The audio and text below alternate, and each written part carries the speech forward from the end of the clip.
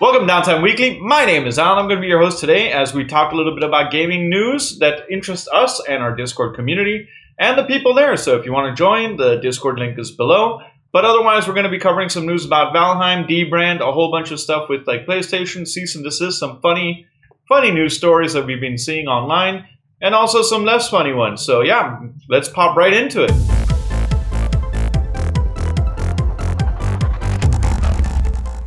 First piece of news for those of you that love Counter-Strike is that Karrigan is back in FaZe Clan.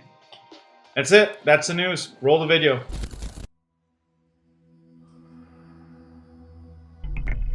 We ended up here in FaZe now where we kind of built a team I was supposed to do when I started FaZe. We have been proven to make an international team finally work in CSGO. And I think we're the first team to actually successfully do it and replicate that as being top 1.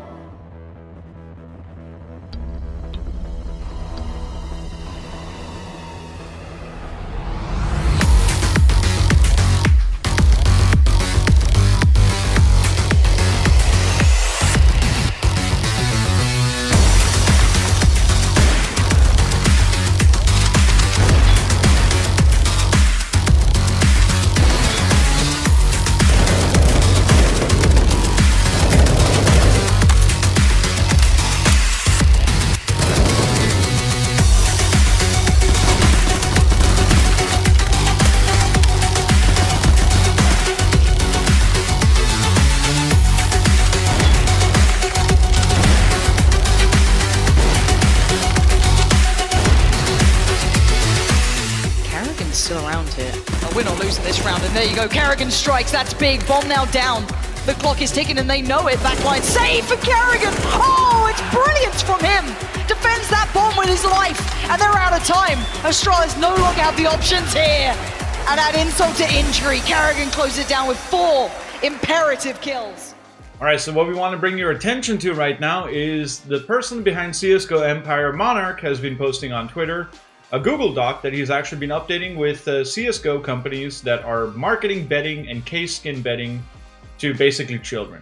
He made a Google Doc which you can find on their Twitter, or his Twitter, where basically all the information is there that just states out like, who's marketing the kids.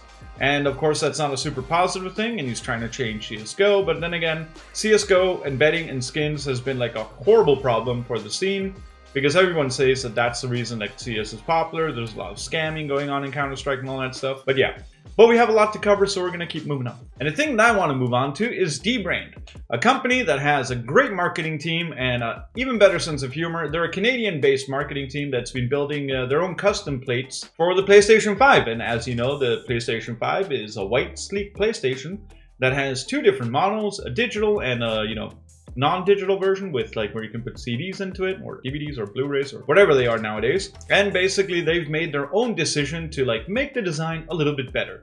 And to prove the point that they're like an amazing company that know what marketing is about, and it's kind of funny, they've actually told PlayStation that, hey, feel free to sue us, because they feel that they have a good case that their products should be available to people and do not actually infringe on copyright. Go look at Dbrand's website. It's also in the sources below. It's kind of funny what they put up there, and it looks like a really good product. We're not shilling for them. They haven't paid for this. We just think it's hilarious the way they put this together, and we wish the best. I mean, if they have decided to actually go into it and try to make a design change that they feel is a positive for the PlayStation 5 owners out there, all the best. But then again, 21st century, copyright and all that. Good luck to you guys. Okay, so this one's going to be a little bit of a bounce, skip, and a hop to it because it's about the new game called Valheim. Everybody's been seeing all the streamers playing it recently. It's been getting a lot of attention. It's been out for 2 weeks. And so far, we can tell you the following. Valheim may well be Steam's biggest ever viral hit with already 2 million copies sold. So basically, a PC Gamer showcasing that they've already sold 2 million copies. If you go over to GameSpot, they're already talking that Valheim already has 300,000 concurrent players, which is a lot for a game that's only been out for 2 weeks. And there are tons of streamers streaming it all the time. I have friends on my own like Discord servers that I just pop into, and they're all just playing Valheim, even though they're avid World of Warcraft fans. I've been seeing it pop up on Twitter a lot. People think it's a really chill and cool game. If you're thinking about getting it, you should. But then you should also know one thing. Richard Svensson, who is part of the team behind the game, has actually also posted out that there is currently only one fault to the game that's been noted, and is a pretty big one as well, is that the fact that there is a world-ending bug that will actually corrupt your save files. So you might want to like back up your game and everything else. And he even puts it on his Twitter, where he writes the following: "If you're playing Valheim this weekend, please back up your world and characters. The evil world destroyer bug is still roaming free." So basically, yeah, there is a kind of a game-ending bug, but I mean, to be honest, like compared to the Cyberpunk 2077 launch, it's going pretty good. So, just going to interrupt real quickly. We just want to thank our first ever sponsored content here on Downtime Weekly. We just did a quick deal with Friday Plays, who are super nice people who are going to be able to give us games that we can give out to our viewers for free. For those of you that don't know Friday Plays, they are a subscription-based channel where you basically pay $15 a month. And every Friday, you get a random game. You don't know what's in it, but you basically just get a free game. Or not a free game because you paid $15 for it. But then you get a random game every Friday for Steam, the platform of choice. And yeah, you just go in and every Friday a new game pops in on your account, and then you can, like, you know, activate it if you want it. If you don't like the kind of game it is, or you want to like give it away to somebody else that might want it more than you can just do that. It just gives you a key that works. We've tried it out for a little bit. We think it's super cool. And thank you so much, Friday Plays, for helping to support us and the people that watch our channel. That's it. Now, back to Downtime Weekly. Now we're gonna keep going on into something. I mean, it's a weird news day, to be honest. So apparently there's a Chinese streamer called ZHC who had a 10-foot tall, 500-pound PlayStation 5 made. A custom PlayStation 5 with a custom GQ controller that was also made for him.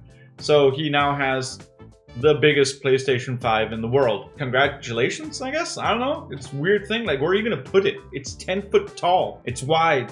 Without further ado, the world's biggest PlayStation 5 is now owned by ZHC. Congratulations. That's just weird, bro. But you do you. Then we're going to move into Steam, who now has crossed the threshold into 50,000 games available. And since we read the news, they wrote that they had already reached 50,046.